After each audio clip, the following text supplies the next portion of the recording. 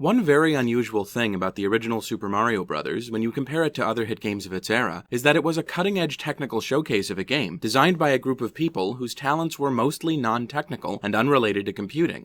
Or, to put it a different way, artists.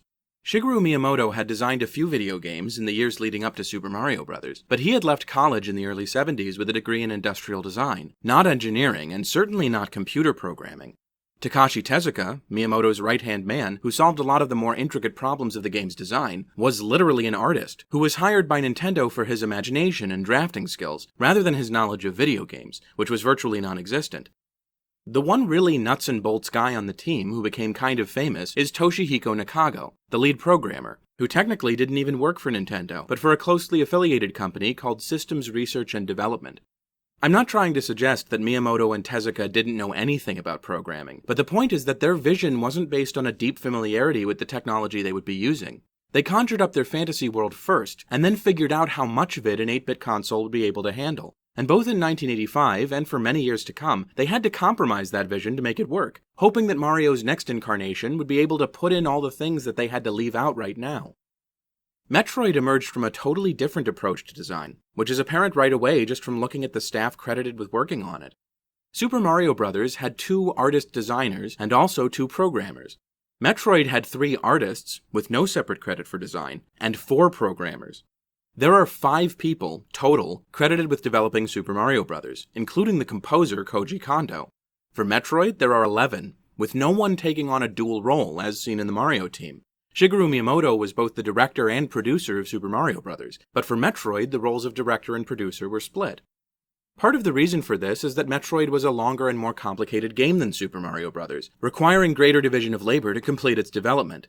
But it's also due to the fact that R&D1 was an older division, with a more collaborative, less auteur approach. Its employees were not jacks of all trades like Miyamoto. They had specific areas of competence and they mostly stuck to them, the only exception being Division Chief Gunpei Yokoi. Yokoi's role in developing Metroid is similar to Shigeru Miyamoto's in developing Mario, but with one crucial difference. Miyamoto and Tezuka conceptualized Mario. He, along with Princess Peach, Bowser, and the Mushroom Kingdom, was their brainchild. Yokoi, on the other hand, wasn't directly involved in creating the backstory, characters, or setting of Metroid.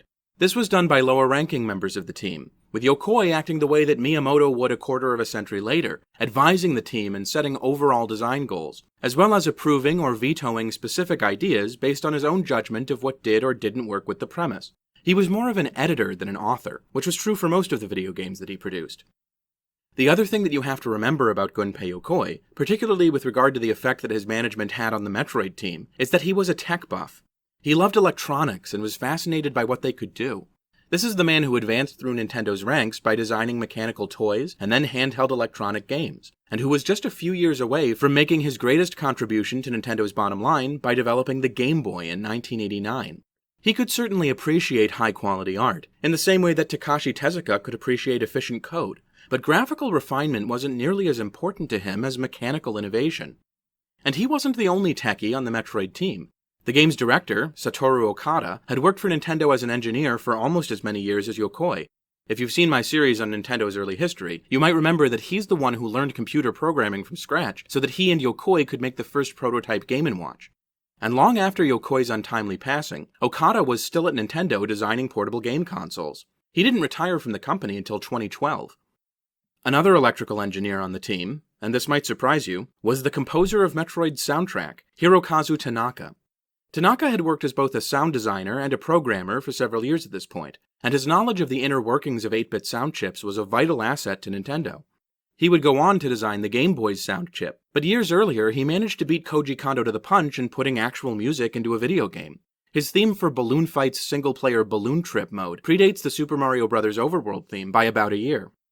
Tanaka isn't my favorite weird composer at Nintendo, but he is the original weird composer, and the first person to give Nintendo games a unique musical identity, as part of which the soundtrack of Metroid plays an unusual but arguably very important role. Also unusual but important were the artists who created Metroid's unique look: Hiroji Kiyotake, Hirofumi Matsuoka, and Yoshio Sakamoto. Of the 3, Sakamoto is by far the most famous. He's essentially exercised creative control over the entire series since original producer Gunpei Yokoi left Nintendo in 1996.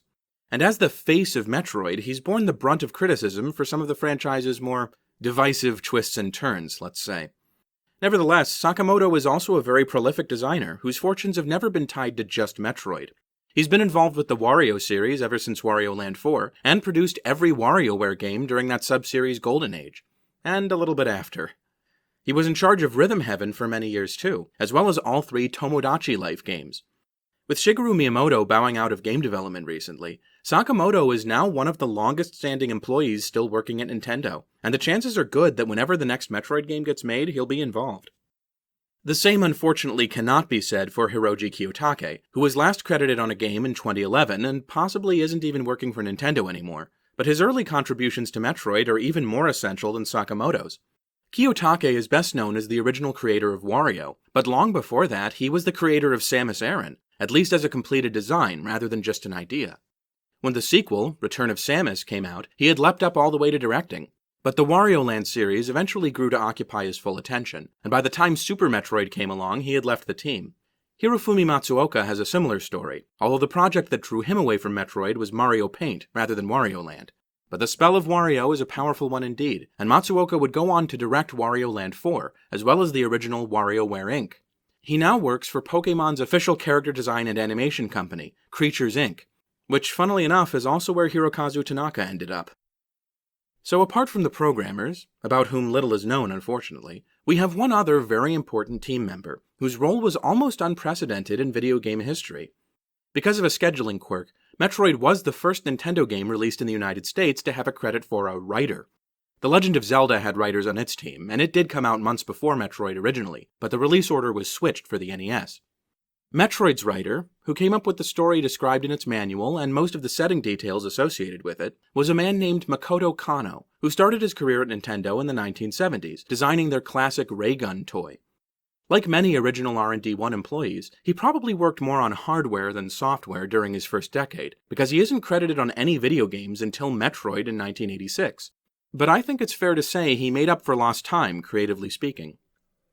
The story of Metroid begins with the Galactic Federation, a loose association of friendly spacefaring civilizations which formed sometime in the year 2000. Well, somebody's year 2000. Presumably not ours, unless Nintendo's outlook for the 1990s was very optimistic. If you've never looked at a Metroid manual, you may be surprised to find that the Galactic Federation is portrayed here as containing a lot of non-humanoid alien species.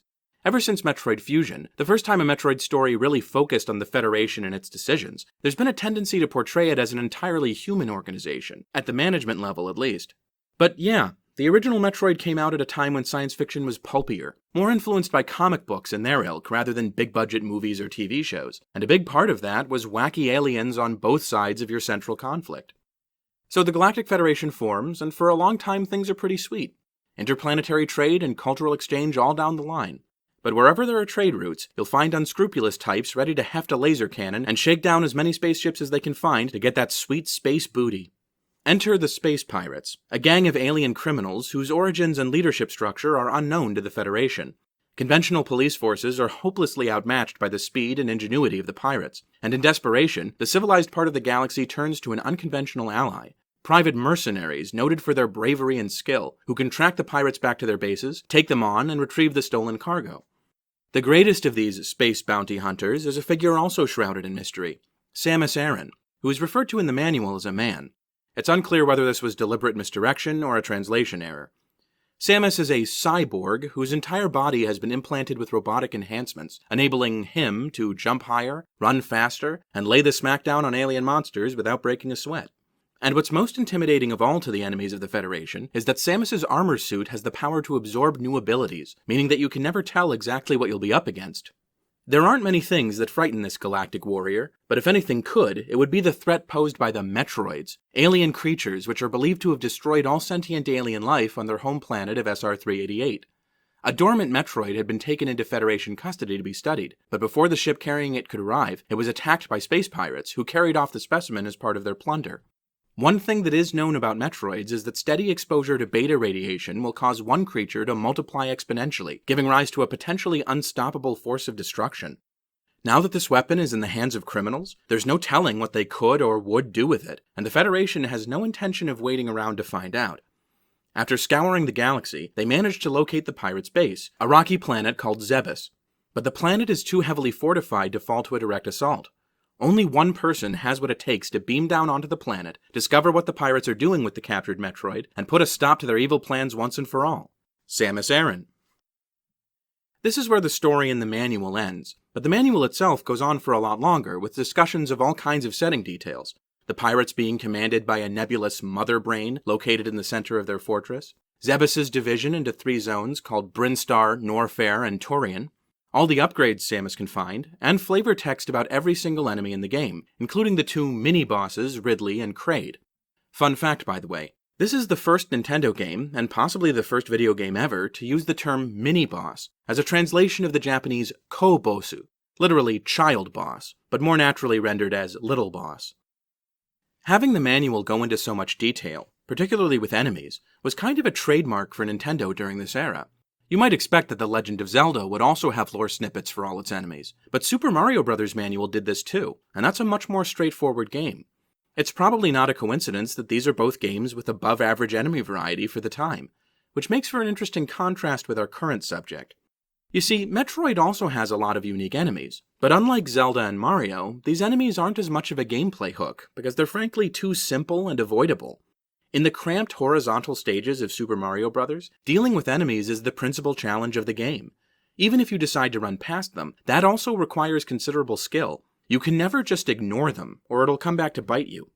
On the other hand, the top-down design and slower pace of The Legend of Zelda make it easier to get past enemies, but that's irrelevant because many rooms and dungeons actually require you to defeat them to progress. And since there are so many different kinds, and the weapons at your disposal are more varied, combat in Zelda is even more complex and difficult than it is in Mario, despite basic movement being simpler. One of the ways in which Metroid distinguishes itself from its forerunners is that combat here just isn't that important. Often it's completely optional, and most of the enemies you face can be defeated by the same basic strategy: dodge when they try to bump into you, and shoot them until they blow up. Among the few enemies that are invulnerable against your power beam are several which aren't vulnerable to anything for most of the game, so your best strategy really is just to leave them alone. In The Legend of Zelda, the broad challenge was exploration, and the smaller room-by-room challenges alternated between puzzles and enemy encounters. In Metroid, by contrast, the broad challenge is exploration, and the individual room challenges also center on exploration, with enemies present more to harass you and make progression through the room harder, rather than to be the challenge on their own. Even the mini-bosses Kraid and Ridley, while they are much harder to defeat than normal enemies, don't require any clever strategy or fancy moves to defeat. You just need to avoid their projectiles and pump beam shots and missiles into them until they keel over. This can use up a lot of energy and missiles, meaning you want to have a good supply of upgrades before confronting them, but that essentially spreads out the challenge posed by these fights over the entire playthrough. In a sense, you defeat the mini-bosses by exploring the game world thoroughly, before you enter the room they're in. So if combat per se isn't the big hook in Metroid, what is? I've already alluded to it before, but I would argue that this game's secret sauce is its level design, in both a mechanical and an aesthetic sense. Metroid gets so much mileage out of combining vertical and horizontal movement, and using traversal tools to create unique platforming challenges, that it doesn't need to lean on combat like both Mario and Zelda had previously. Super Mario Bros. Was a good-looking game for its time, but it had a pretty small pool of assets that had to be copy-pasted again and again to make 32 unique stages fit on an original Famicom cartridge. The Legend of Zelda had a lot of visual charm in its overworld, but the dungeons, where players would spend most of their time, were really quite monochromatic and bland. It's an obvious dip in quality from the overworld, and that's frankly a little disappointing, even if it was unavoidable. As a disk system game, with no contrast between dungeons and overworld to worry about, Metroid was able to fit in a more diverse and colorful selection of art assets, and it took full advantage of the opportunity. Like Konami's Castlevania, which released the same year and featured a very similar approach to movement, Metroid did not confine itself to color combinations that made real-world sense. Instead, it chose bold palettes that really popped visually, and sold Zebes as this weird, alien, and absorbing landscape. If Mario was all about the destination, Metroid was from the beginning more about the journey. In Mario, you bump into interesting things, in Zelda, you do interesting things, and in Metroid, you run past interesting things. This might seem like an underwhelming hook, and it would be if not for Samus's secret weapon, her arsenal of upgrades which steadily unlocks new ways of interacting with the world and new paths through it. This is yet another thing that Metroid shares in common with The Legend of Zelda. As that game goes on, Link both finds and buys numerous items that make him a more capable adventurer. A candle that lets him access hidden doors, a magical bracelet that lets him lift boulders, bombs that destroy enemies and cracked walls, a ladder that lets him cross gaps, and so on. One of the best things about Zelda's enemy variety is that it's integrated with these upgrades, which makes combat feel like a legitimate test of skill and intelligence, more so than in many other games of its time. Including Metroid. It's not enemies that make this game's upgrades feel cool, it's once again the level design. The Morph Ball, itself cleverly hidden to the left of your starting position to reinforce the need for exploration in all directions, is already a huge curveball in terms of how rooms are designed, because now you can fit through gaps that in another game would have existed only for enemies to go through. And this is something the game keeps building on. Bombs, the ice beam, the high jump boots, all these upgrades are primarily designed to change how you move, and only secondarily how you fight enemies. Compare that with The Legend of Zelda, where most upgrades are combat-related, and even the handful that aren't are typically situational, next to useless outside of the specific puzzles they're designed for. Metroid was the pioneer of a genre that's very popular and well-known today, generally known as a Metroidvania. And what distinguishes games in this genre from the broader category of adventure games is also the main point of distinction between Metroid and the original Legend of Zelda. This use of upgrades as a way to channel the player's exploration, instead of directly affecting the challenge. Metroid does get more challenging as it goes on, and part of this comes from the appearance of stronger enemies, like in Zelda, but it's mostly due to more and more obstacles being thrown in Samus's way, and how convoluted the maps of later areas are. The biggest challenge in Metroid isn't defeating Mother Brain, it's figuring out where you're supposed to go, and what you're supposed to do when you get there. And that's where the basic problem of the Metroid series becomes apparent. The original game was unique because it combined Zelda-style exploration with Mario-style platforming and introduced added complexity on both sides. But while this makes it more interesting to analyze than either of those earlier games, it also undeniably makes the experience of actually playing it more frustrating. Mario is straightforward. Here are the challenges, get past them if you can, if you fail, just try harder. Zelda is more complicated, requiring a certain amount of backtracking and grinding, but because it has such simple movement, trying new things out in Zelda isn't a chore. It's easy to experiment with different weapons and items, and when you fail, it's not that hard to find out what you did wrong. But Metroid forces you to experiment in a world full of pitfalls for the unwary, traps that cost you time and health, and which even experienced players will often fall into. Because it's a game in which taking damage is almost unavoidable, engaging mini-bosses or difficult rooms without a full health bar is asking for trouble. That means when you get hit, you have to blow a few minutes killing respawning enemies to get health pickups, which is no less tedious than grinding for rupees in Zelda. In fact, it's probably worse, because in Zelda this gives you a resource that you can spend on upgrades, while in Metroid it's just bringing you back to where you were before taking all that damage.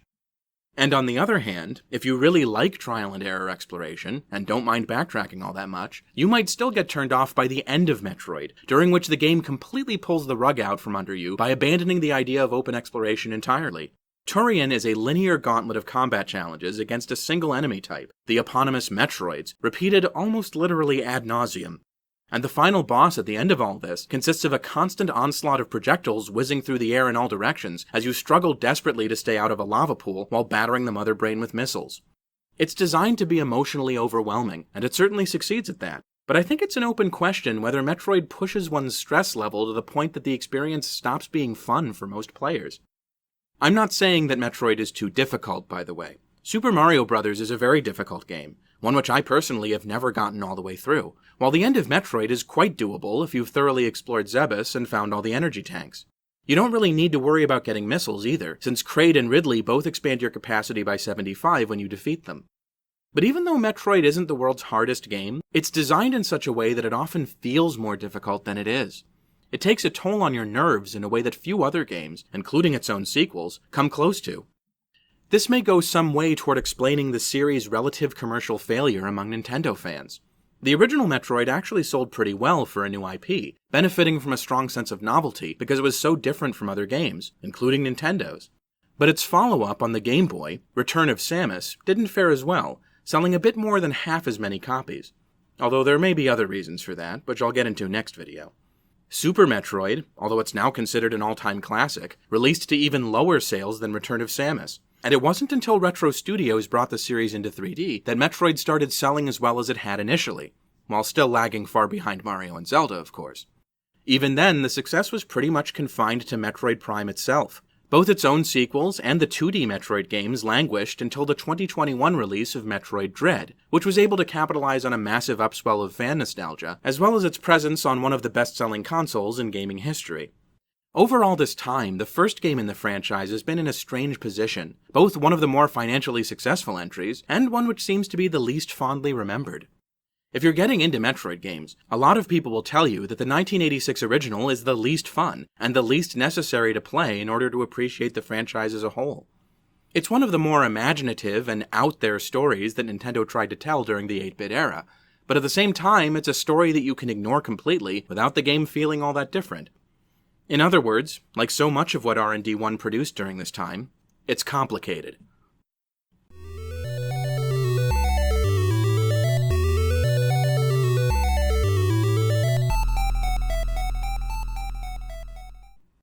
The original Metroid did an incredible job of laying out the conceptual framework that the entire series would build on from that moment on. It's full of ideas which, although they weren't all that complex or interesting to begin with, would eventually fit together to form an impressively fleshed-out science fiction saga, from protagonist Samus Aran to the exotic alien landscape of Zebes to the eponymous Metroids themselves. While Mario took a while to establish its classic 2D style, which was mostly complete by the time of Super Mario Bros. 3, and cemented as the standard by Super Mario World, and Zelda arguably no longer has a single unchanging classic design in either 2D or 3D, Metroid's classic style, still in use as of the most recent 2D entry, was almost fully formed from the very beginning, in a structural sense at least. The original Metroid was a game about exploring a harsh and unforgiving alien world to find upgrades that expand your horizons and make it possible to survive harder challenges, until at last a fully powered-up Samus Aran is ready to take on a final gauntlet of hazards and the end boss. Broadly speaking, this is also the way every 2D Metroid game works, even Fusion, with its heavier story focus and linearity. They all follow the same playbook when it comes to designing the game world and how Samus progresses through it. Curiously enough, the aspect of Metroid's design that would advance the most over the years relative to where it started was the one area where it was already above average for its time: the story. When it comes to major characters, there's only one who shows up in every Metroid game, or to put it another way, in more games than the actual Metroids do, and that's the series' redoubtable protagonist, bounty hunter Samus Aran. Samus was one of the first female heroes in the gaming world, but initially that wasn't much more than a gimmick. The team felt that it would be fun to surprise repeat players with a twist if they were able to beat the game under a certain time limit, and one of the ideas they hit on was for Samus to take off his helmet and suit, revealing that you'd been playing as an athletic but oddly fashion-conscious woman this whole time, rather than a male cyborg. Just to muddy the waters further, character designer Hiroji Kiyotake named the very female Samus after a man. Sort of. Kiyotake was a fan of the world-famous Brazilian soccer star Pelé, but had only a rough idea of his real name, Edson Arantes do Nascimento. He seemed to think that Pelé was named Samus Arantes, and seeing this as a great sci-fi name, he adapted it for Metroid's then unnamed main character. Nobody knows where he got the Samus from. It's possible that he misheard the name of Pelé's longtime employer, the Santos Football Club of Sao Paulo. It's even possible, though it seems unlikely, that he mixed up Pelé's hometown with the smaller city of São Mateus, frequently abbreviated by locals to Samus. However it happened, the name stuck, and one of Nintendo's more original characters was born. In the original Metroid, we never hear Samus's point of view on anything directly, which was normal for early video game protagonists. Samus's personality at this point is more or less identical with her reputation as described in the manual, a tough, no-nonsense adventurer who takes on missions that the Galactic Federation can't handle. She's the Federation's most trusted operative among a group of tactical experts referred to variously as space hunters and bounty hunters, who are sort of like intergalactic guns for hire. Some of them fight exclusively on the side of justice, like Samus, but others are more mercenary and lend their services to the highest bidder, legitimate or otherwise. Bounty hunter is the term that Nintendo eventually settled on, which is a little weird since real-life bounty hunters have the very specific job of chasing after fugitives who've jumped bail and taking them back into custody. That's not at all like Samus's exploits, which revolve around espionage, military reconnaissance, and demolition. But their decision is a little more understandable when you consider an edge case that sits between the legal use of the term and its appearance in Metroid. And that, of course, is Boba Fett from Star Wars. Boba Fett is one of a number of shady characters who first appeared halfway through The Empire Strikes Back, offering to track down Han Solo and his crew on behalf of the Galactic Empire. They're also referred to as bounty hunters, which makes more sense here since they're chasing somebody who's wanted by the authorities. But it's still a stretch. George Lucas wrote these characters more like paid assassins than agents of a court of law, mostly to show how ruthless and oppressive the Empire is.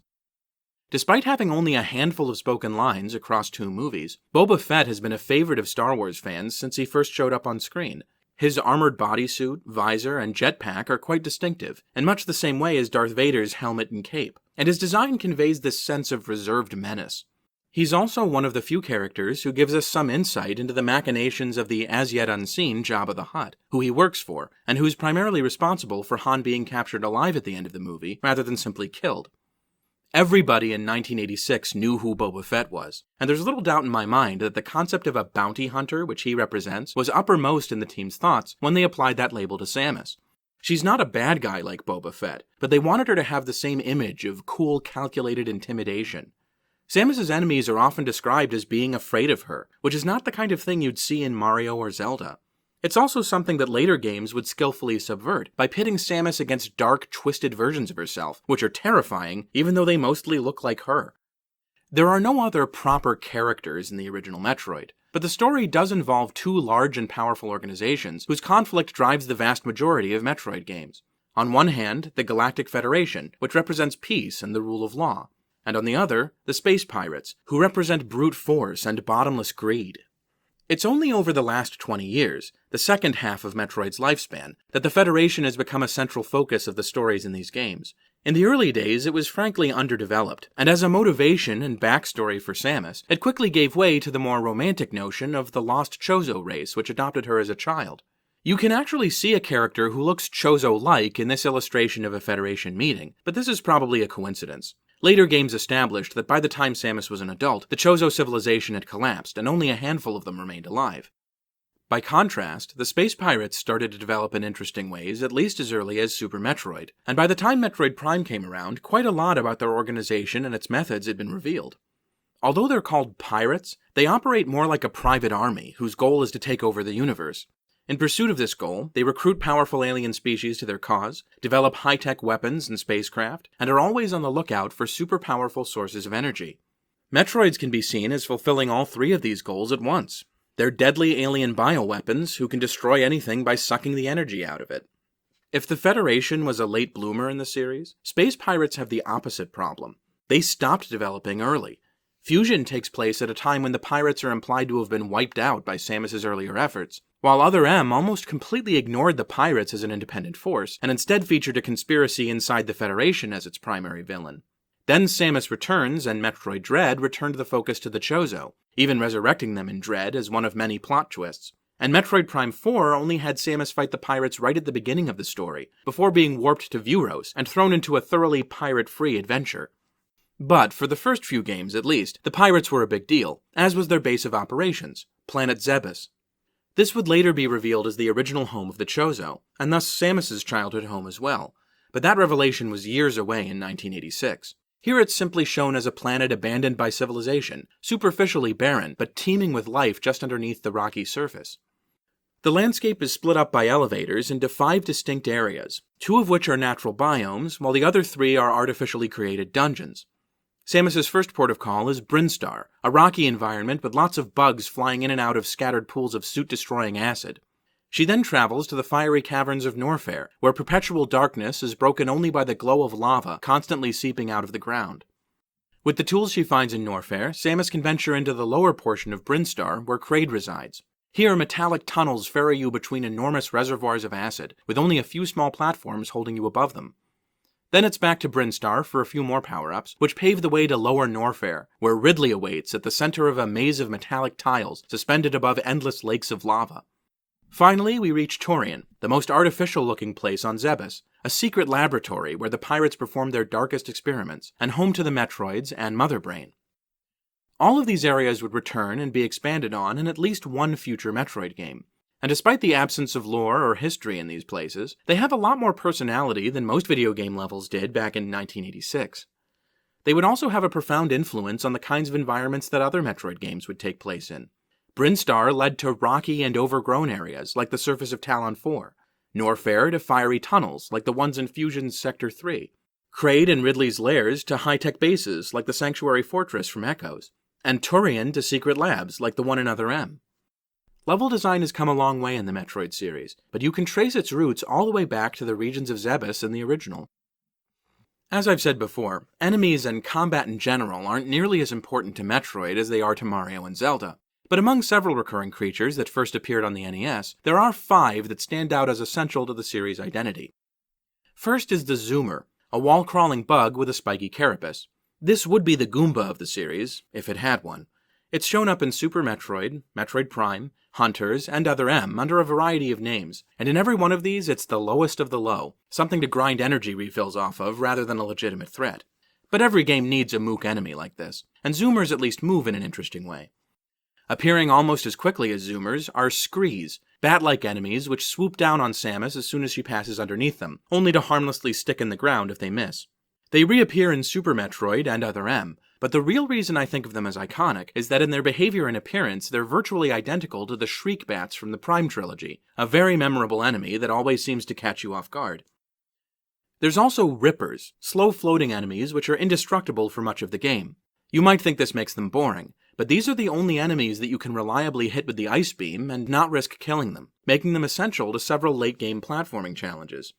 Rippers are a perfect example of Metroid's style of making enemies more of an obstacle or a trap, rather than a straightforward combat challenge.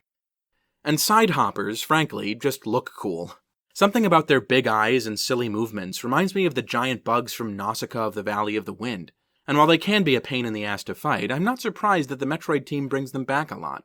They even made a sort of appearance in 3D as the Hoppers and Hopping Metroids from Corruption, with a similar look and method of attacking. But the crown jewel of Metroid enemies is, unsurprisingly, the Metroid. The manual has a picture of this enemy and tells you how to defeat it, but what it really can't do is prepare you for when Metroids show up. In a game where most enemies can be easily defeated, or at least ignored, Metroids ambush you out of nowhere and have an extremely confusing attack. If a Metroid latches onto you, your energy will start to slowly deplete as if you were in acid or lava. No amount of running around or jumping will detach the Metroid from you. The only way out is to go into Morph Ball form and detonate a bomb next to yourself. That will give you a chance to dash away and resume fighting, but you have to move quickly or it'll latch right back on after a second or two. I mentioned in a video on Metroid Prime 3 a few years back that I really like the secret Metroid lab on Elysia because it manages to feel really scary without actually being that difficult. In retrospect, this wasn't a new thing to the series at all, because the original game pulls exactly this same trick in Turian. Metroids are not super tough enemies. If you have 6 full energy tanks and a lot of missiles, and more importantly if you know what you're doing, Metroids are a minor annoyance at best. Turian is intimidating because there are so many Metroids which you're fighting for the first time ever. They're not hard, they're just unsettling. It's the final boss that comes after them that really ramps up the difficulty curve. The classic EAD style, which would be established a few years after this, would have led to a very different ending for Metroid, probably one in which all of the upgrades you've collected are used together as a kind of final exam. This is in fact the way a lot of Zelda games work. But Turian only requires the Ice Beam and missiles to complete. Technically also the Morph Ball and bombs if you get hit by a Metroid, but nothing else is required, not even the high jump. That doesn't mean upgrades aren't important, just that they're more about the journey to the ending rather than the ending. Metroid's manual lists 10 power-ups that you can find on Zebes, but 2 of these are found multiple times. Energy tanks, which increase your maximum health, and missile tanks, which increase the number of missiles you can carry. Having an alternate projectile weapon with limited uses was nothing new in video games. In Zelda, this was a bow with arrows that used up rupees. Metroid's real innovation was the missile doors, which both kept you out of certain rooms until you found a missile tank, and rationed your access to new rooms later on. It was a clever way to force players to pick a starting direction to go in at each new crossroads, preventing them from being baffled by too many choices at once, and later games would develop this idea even more. The long beam allows Samus's arm cannon beam to cross the entire screen, rather than blipping out halfway through. It's an early upgrade, and one that would become a standard part of her starting toolkit in subsequent games. Only Zero Mission, a remake of the first game, would choose to make this a findable upgrade again. Other projectile weapons include the Ice Beam, which freezes enemies in place and allows you to use them as platforms. Freezing is also the only way to destroy Metroids, which makes the Ice Beam one of relatively few plot-relevant upgrades. It becomes especially important in Fusion. The wave beam, which can pass through walls, is a weaker addition to the arsenal. In fact, getting it at all can cause problems, because it overwrites the ice beam and forces you to get another upgrade in order to beat the game. So the wave beam is not only 100% optional, but in the canonical ending, Samus doesn't even have it anymore. Later games would be a lot kinder to the wave beam. Also optional is the Varia suit, originally a mistranslation of barrier suit, which cuts the damage Samus takes from enemies in half. This didn't originally protect her from any hazards, which are just as deadly at the end of the game as at the beginning. That function would be added to the Varia suit starting with Super Metroid. The Morph Ball and bombs, whose function I've already described, are platforming essentials in the series, so much so that several future games give her the Morph Ball right off the bat and throw in bombs within the first hour. Generally found much later are the high jump boots first seen here, which typically double Samus's jumping height either directly or by permitting a second mid-air jump. And finally, we have the unusual Screw Attack, which lets Samus instantly defeat weaker enemies simply by spin jumping into them. Samus's designer, Hiroji Kiyotake, came up with this move himself, and it's a good indication of his offbeat approach to game design. When he first began work on Metroid, Kiyotake actually had to have it explained to him why player characters take damage when enemies run into them. I mean, in real life, kids bump into each other all the time, and that doesn't cause any permanent damage. Usually. So when the team started working on upgrades, Kiyotake thought it would be neat if one of them removed this ubiquitous but often irritating aspect of games. Why not let the player be the one who beats up on bad guys just by bumping into them? This is a sensibility he'd later bring to the Wario Land series, in which the main character is a bruiser who gives his enemies the worst of it when they cross his path. The difference is that Wario throwing his weight around is a core mechanic. In Metroid, it's a late-game reward that contributes to the feeling of gradual empowerment that Metroidvanias are built on. These two expansions and 8 abilities make up the core of Samus's arsenal, appearing either as upgrades or built-in powers in every 2D Metroid game and most of the 3D ones. Almost all of them have both platforming and combat applications, and together they've enabled some of the most intricate level and puzzle design ever seen in a Nintendo game. That just leaves general design. But the thing is, Metroid's biggest contributions to the design of the series are things we've been talking about this whole time. The arrangement of rooms into regions, the upgrade-based progression, the emphasis on traversal over combat. Basically all the things that later became foundational to the Metroidvania genre can be seen here. So let's look instead at a pair of ideas pioneered by this game that would have a much wider influence on the gaming world: speedrunning and sequence breaking. Metroid was one of the first games to keep track of how long the player took to complete it. This information is never displayed on screen, but it determines which of 3 endings are shown. If you take longer than 5 hours to beat the game, Samus will simply raise her fist in the air to declare victory. Win in between 3 and 5 hours, and she'll take off her helmet, revealing a mane of long brown hair. And if you manage it in under 3 hours, she also removes her suit and appears in a purple leotard and boots. It didn't take players too long to realize that these alternate endings were connected to your playtime, but finishing Metroid in under 5 hours is a pretty tall order unless you know where to go and what to do right away. The level design encourages you to take your time and be careful, so the chances of most new players actually discovering the secret hidden behind Samus's helmet were pretty low. While there isn't much documentation of this, it's likely that as soon as games started to have actual endings, some players would informally keep track of how long it took them to beat a game, and compare that with other people's runs. That would roughly correspond with the early 1980s, before even the original Famicom. But Metroid was the first time the game itself contained an acknowledgement of your speed, and implicitly egged you on to go faster. At some point, most players would have to start skipping some upgrades, possibly major ones, in order to shave their times enough for the more advanced endings. And this eventually led to another novel idea: sequence breaking, in which a player uses a game's mechanics in unexpected ways to enable the complete bypassing of supposedly required upgrades. It's never been confirmed whether the extent of potential sequence breaking in the original Metroid was totally intended by the team that designed it. What's beyond question is that the game is very breakable. When I mentioned earlier that Turian, although it's at the end of the game, doesn't strictly require the use of any abilities other than the ice beam and missiles, you might have thought that was a moot point, since most of the other upgrades are required to get to Turian.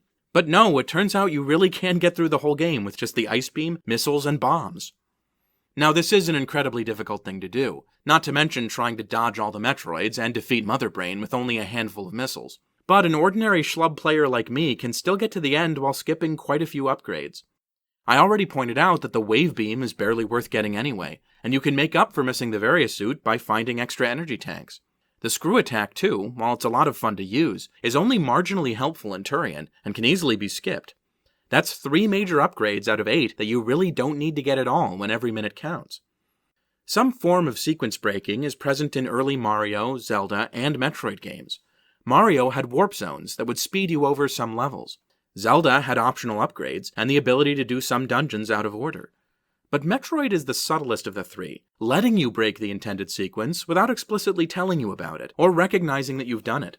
It may not even have been intentional, but for better or worse, this is something fans have come to expect from the Metroid series. Metroid was a truly incredible game for its time. It wasn't as polished as Mario, and it wasn't as epic in scope as Zelda, but it was innovative and totally unique. Also unlike those older members of the Nintendo family, it wasn't obvious back then that this game would have a sequel. R&D1 tended to make one-offs and then move on to a fresh premise for the next project, which in this case was another kinda Zelda-like, based on a very loose understanding of Greek mythology, Kid Icarus. And by the time both of these games had come out in the US, R&D1 had already been assigned to a new hardware project, which would take up more of their time and effort than any video game, Nintendo's first portable console with interchangeable cartridges, the Game Boy. Gunpei Yokoi put his heart and soul into this new endeavor, not just the design of the Game Boy itself, but also the software lineup that would support it. His team at R&D1 would go on to develop all the killer apps for the console: Tetris, Super Mario Land, Dr. Mario.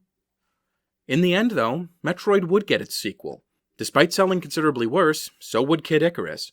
Both of these sequels would be made by Nintendo R&D1, both of them would come out in 1991, and they would both be on the Game Boy.